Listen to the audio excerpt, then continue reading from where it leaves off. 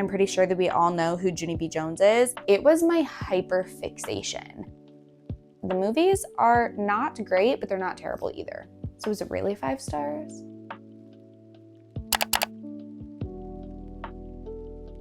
Hello everyone, welcome to my channel or welcome back. My name is Leslie. I am a teacher, a mom, and a lover of books. Today's video is very much inspired by Belle on YouTube, and it's going to be an evolution of my reading taste, what made me a reader, what I grew up reading, and what I'm reading now. So without further ado, let's get right on into today's video. The first books that I ever read independently at all when I was a toddler were the Dick and Jane picture books, and I don't have any anymore, which is really sad. I would really love for my son to have some. It's what I grew up on. So the first ever books that I read were Dick and Jane, and then growing up in school, I very, very distinctly remember reading a whole bunch of Junie B. Jones, and this was like first, second into third grade. I was reading these a lot. Whenever we would go to the library, I would always get some of these and I would just devour them. And these are like chapter books, but they have pictures throughout them, and she kind of writes like a diary. I mean, I'm pretty sure that we all know who Junie B. Jones is. Around this time, I was also reading a lot of Geronimo Stilton. This specific book, I don't actually remember reading, but this was one that I had in my classroom library because I do have a ton of these for my kids. And what I loved about these growing up was how colorful they were. And I mean, they were so unique. I really, really liked when you were reading how some of the words were like bolded and in different fonts and colors, and it just made reading fun. Now we're getting into third grade. I very, very distinctly reading The Tale of Despereaux. My teacher actually read this as a read aloud in third grade. And that was, I believe, before the movie came out, but I could be wrong. But I do know that after she read that as a read aloud, this was like my go-to story every time it was available at the library, as it was for every other kid in third grade at my school because of that teacher. Around this time, I also started reading A to Z Mysteries. This is the first one. I have an entire set that I also read to my students for read alouds. We talk about characters and making predictions, and I do believe that these are what got me started in my mystery thriller era, girl. So loved these. Around the same time, I was also reading a lot of Captain Underpants. These were so fun. I mean, we all know who Captain Underpants is. Now, these are novel studies that I do with some of my ELL students because of the amount of pictures that are in here. It's really nice for them to be able to see what's going on. Around fourth grade, I started reading a ton of Diary of a Wimpy Kid, and this is pretty much all I was reading at this time. I loved them all that were available. There were nowhere near as many as there are available now, but I do remember reading the first 3 over and over and over again. In my classroom library, I actually don't know where my first one is, which is why I'm showing you the second one, but the first Diary of a Wimpy Kid was definitely always my favorite. Around 5th grade, what I was reading, and let me just start by saying this never really changed about me. When I found something that I liked, it was my hyper fixation. I wanted to reread it a million times. I didn't think that any other books could exist, and I never thought that any other book would be as good as it is. And that never really changed about me, I'm not gonna lie. So I think that that's kind of funny to see about myself. In 5th grade, I was reading a lot of the Sisters Grimm, and I really do think that this started my love for fantasy.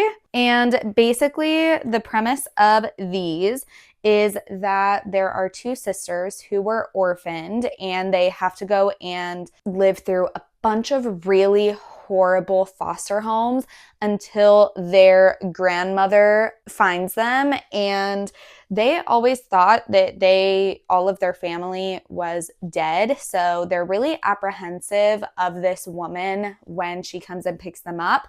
But then some strange things start to happen. So I'm going to read the back of this book. And honestly, I haven't read them in a while. I've read the first one, and I still think the first one is good. But honestly, these, if you're into YA fantasy, I kind of recommend them. So it says, orphaned sisters Sabrina and Daphne are sent to live with their newly discovered grandmother, Relda Grimm, in the strange town of Fairyport Landing. The girls soon learn a family secret, that they are descendants of the famous brothers Grimm, whose book of fairy tales is actually a history book. When a terrorizing giant goes on a rampage through the town, it's up to the sisters Grimm to stop him and solve the mystery of who set the giant loose in the first place. Was it Mayor Charming, formerly Prince Charming, who desperately wants his kingdom back? The three not-so-little pigs? The shifty town cops? Or one of the many other fairy tale creatures who seem to have it out for the Grimm? I still think that it's super cute. Usually I read this towards the end of the year as a read aloud for my students, but it's always a really good hit. So now we are in the middle school era, and at this time I was also really hyperfixated on this series. I want to say it's a trilogy. This is the copy that I had like as a child. Like this one used to be mine. A lot of these used to be mine, which is why they're kind of destroyed. Basically, this is about a girl who makes a wish. She is 11 and a half, and she wishes for a fairy godmother. Instead, she gets a fairy god sister. She's about her same age. She's trying to get her wings, and she is not very nice to the main character. Her name is Philippa. And basically, Daisy, who is the fairy god sister, does not like humans, and they have to get along, and Daisy has to help make Philippa's life better in order for her to get her wings. So this one was a super cute story, and I was obsessed with it for all throughout middle school. I was also very obsessed with the Hunger Games, as was everybody else. So this book released in 2008. So it came out when I was about 9, but I didn't really get into it until I was about middle school. So this was what I was interested in all throughout middle school. I did love the entire trilogy, and I do have my like the new special editions over here, but this was my copy from when I was a kid, so I wanted to show you guys this one. And yeah, so she currently lives in my classroom library for my students to enjoy. At the same time, I was also really interested in Percy Jackson and the Lightning Thief. Now, I didn't read the entire series, but I did read the first 3, and I really liked them. I thought that they were so captivating. This was one of my copies. I don't know where my Lightning Thief book is anymore, but this was one that I had in my classroom library. Highly recommend, still recommend. And the movies are not great, but they're not terrible either. So I recommend those too. Now, early high school, late middle school, like 8th grade, early 9th grade, I was really, really interested in this trilogy, which I've never heard anyone talk about, never saw anyone else reading about it. This series is called the Serena Legacy. I think that's how you say it. I think it's Serena. But the books are of Poseidon, of Triton, and of Neptune. I'm not sure if that's the right order or not, but these are so good. So this was about a girl who is learning to cope with life after she goes on a vacation with her best friend, and her best friend dies from a shark attack. She meets this boy, Galen, who gets all sorts of enthralled by this girl. And you have humans, and you have the Serena. And the Serena do not like the humans, and they're not supposed to, at least, but Galen and our main character, Emma, I think her name is Emma, start to fall in love, and it's so magical. That book I've probably reread more than any book I've ever read, and I can even read it now, so I highly recommend it. I never see anybody talk about it, but it's so good. And I don't think I did a great job of explaining it, but if I tell you any more, it'll kind of give away some of the spoilers. Just give it a try. The Serena are basically like mermaids. At this time too, I also read this book by Margaret Peterson Haddix. It's called Claim to Fame. This was like a magical realism book about this girl who was a child actress of a really famous TV show. And when they were describing it, I was kind of thinking of like Mary-Kate and Ashley on Full House almost. Is like the vibe that I was getting. And basically this girl can hear inside her head anytime anyone talks about her anywhere in the world. So anytime that like it's a late night rerun, people are talking about the little girl in the TV show, and it is like driving her insane, and she can only stay quiet. Like the voices in her head are quiet, I want to say in her house, and that's it. And then something happens and she's no longer in her house anymore. And yes, so it's a really good book, really interesting. And I don't think I've ever read anything else like that. I don't know that I've ever read another magical realism book before.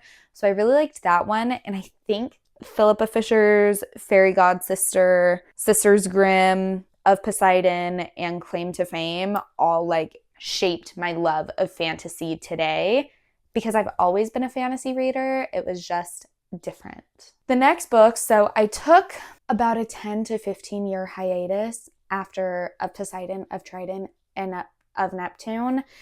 And I didn't read anything else again until these books I was obsessed with. And I thought that they were literally like 100 pages, but they're like 300 pages each. And I had no idea because I just would eat them up so quick. But it was the Steele Brothers saga. And I don't have any of them because I would buy them on Apple Books.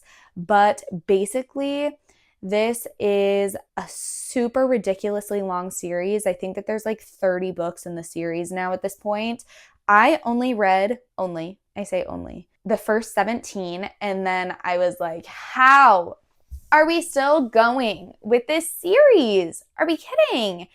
So these books are not interconnected standalones, and it's a 30-book romance series. This is definitely like, I don't know if I would call it dark romance, but the themes are definitely very dark, and they are definitely very spicy.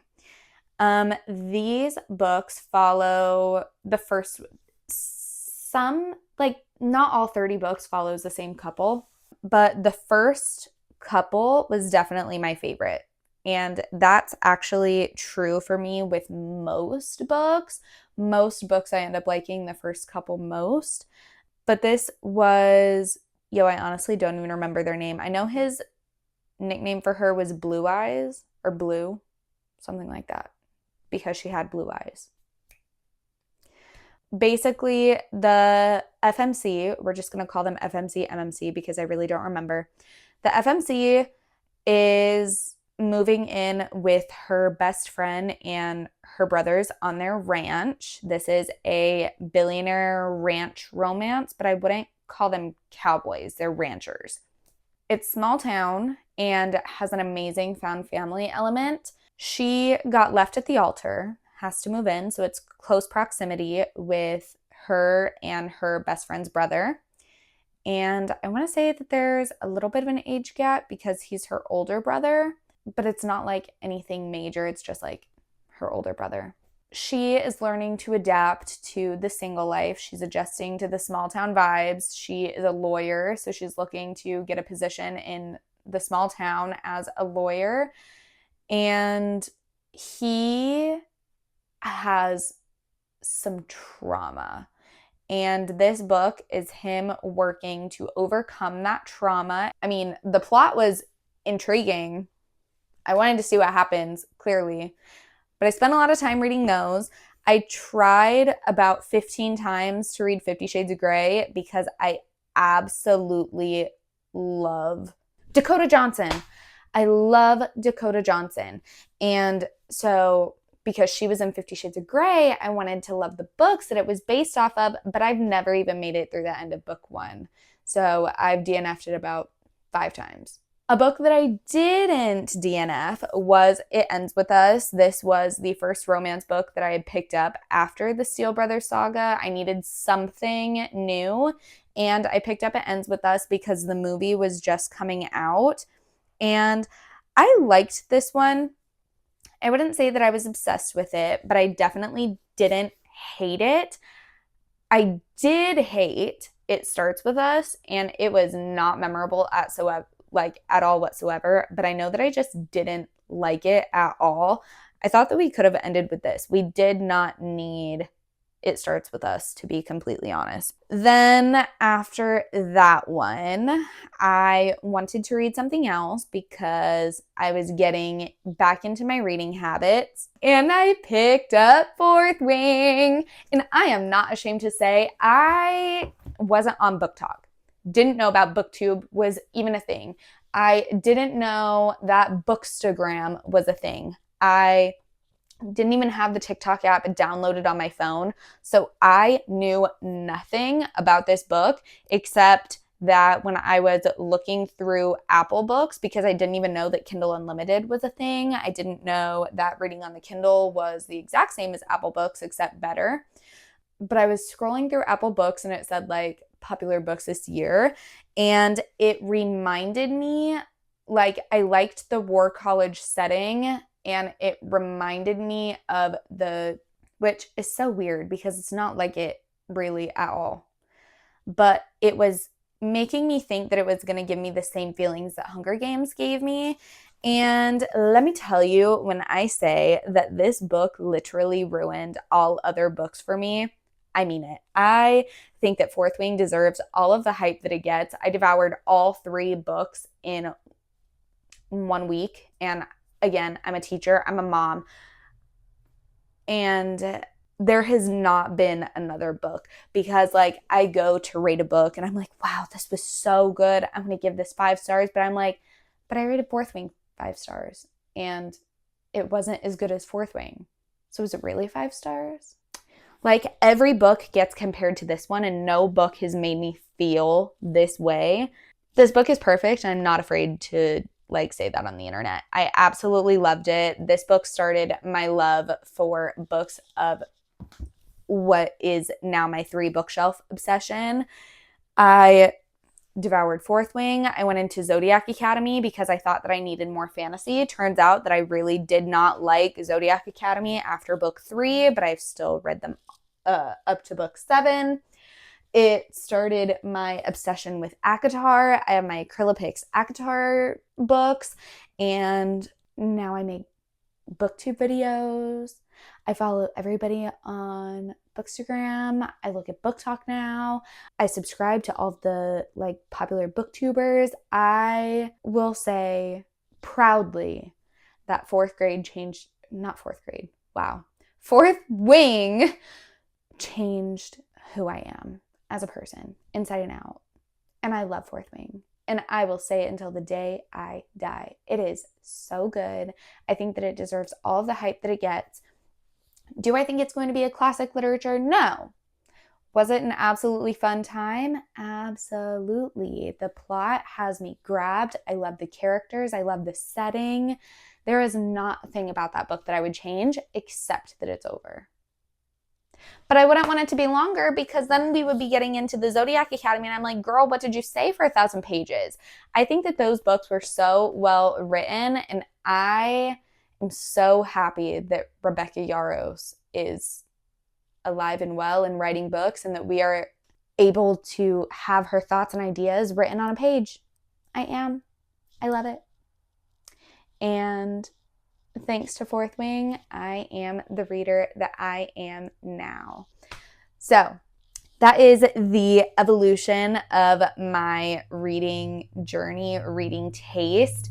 And if you have read any of these books, let me know. Also, when did you start reading? What are you currently reading? My current read is God of Malice by Rena Kent. Thank you for making it all the way to the end of this video. If you did, go ahead and leave me the little trident emoji for of Poseidon, of Triton, and of Neptune, which were some of my favorite reads of like my nostalgia teenage years.